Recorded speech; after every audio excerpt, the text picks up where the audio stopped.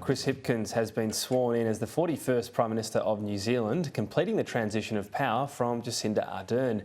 Sky News New Zealand Bureau Chief Jessica Maggio is live in Wellington. Jessica, what's first on the agenda for the new PM?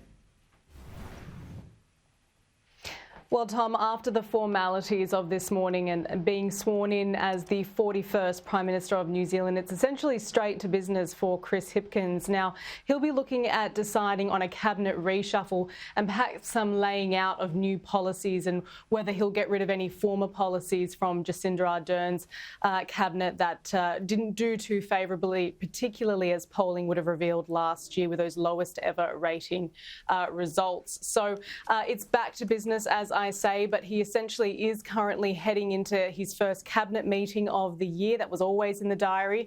He'll then address the media in a post-cab press conference where I'm sure he'll have lots of questions to answer. Now, this morning the formalities took place at Government House here in Wellington. He was joined by his Deputy Prime Minister, Carmel, Sepuloni, and also in attendance was the former Deputy Prime Minister, Grant Robertson. So as I talk about this cabinet reshuffle, we won't know about the intricate details of it until next week, but we know that we have a Deputy Prime Minister and very likely a Minister of Finance. Grant Robertson currently holds that portfolio.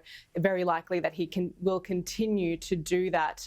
He was asked today, Chris Hipkins, whether it now feels real that he is the Prime Minister, and he said yes, it does. As I've said before, this is the biggest privilege and responsibility of my life. I'm energised and excited by the challenges that lie ahead. The Deputy Prime Minister and I both take today's appointments very seriously. Now, Jacinda Ardern was not at the ceremony. She did have a very big farewell today at Parliament House at the steps here outside the beehive. So essentially the Queen Bee leaving her beehive for the very last time. She had a big smile on her face. Clark Gayford, her partner, was there saying that he felt very relieved.